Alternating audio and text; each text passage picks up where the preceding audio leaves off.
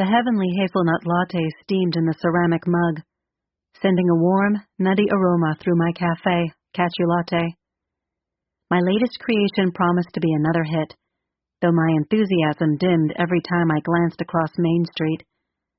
The papered-over windows of that empty storefront across the way and 3 doors over from Henderson's Hardware mocked me with their secrets that Nellie Pritchett had apparently known for months. A coffee and cocktail bar. The Still and Bean. The name alone made me want to throw perfectly good coffee beans at their door. Boom! Thud. The sound of Hazel's baking, morning mess-making from the kitchen shook me from my ruminating. All good. Nothing broken. She poked her head out from the kitchen and said, Actually, Parker, I might need your assistance. Her platinum blonde bob caught the early morning light streaming through the windows, a bright spot against the drizzly gray morning. She loved changing her hair color more than the weather liked to change here at the base of the foothills of the Blue Ridge Mountains of North Carolina. Her actual true hair color was anyone's guess.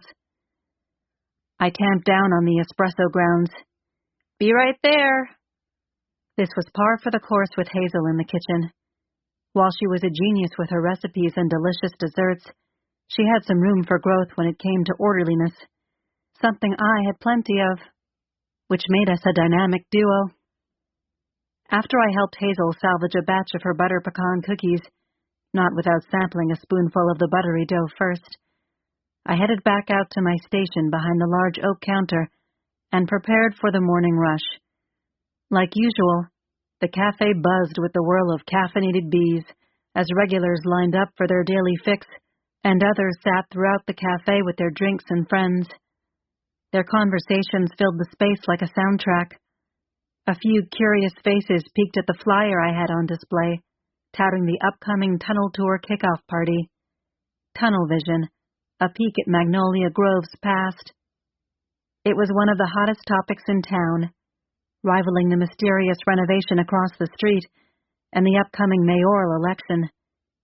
Speaking of the election, it seemed I wasn't the only one facing stiff competition. Nellie Pritchett, the local mayor pro tem, was going head-to-head with Garrett Steele, a wealthy opponent with deep pockets.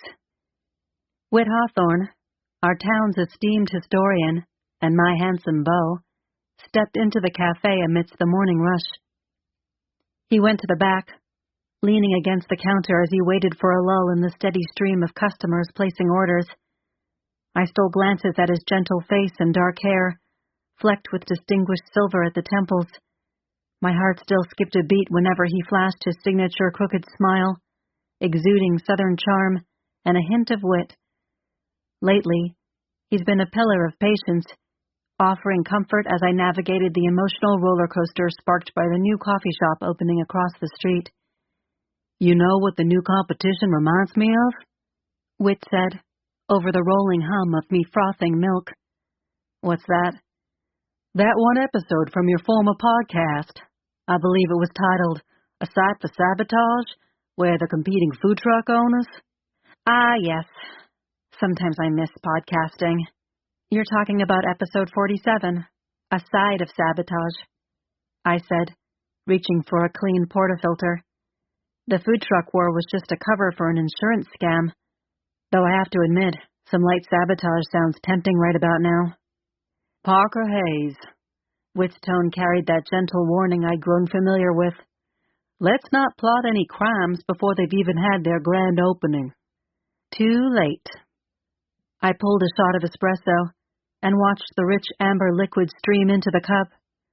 As long as you're keeping him in that noggin of yours, he added. I thought that things around here would settle down. You know, with my parents finally getting situated in the active adult community. I promised them a drama-free spring, but finding out about a competing coffee shop from the local gossip mill rather than our mayor pro tem, who also happens to be the queen of gossip, who I also thought was my friend?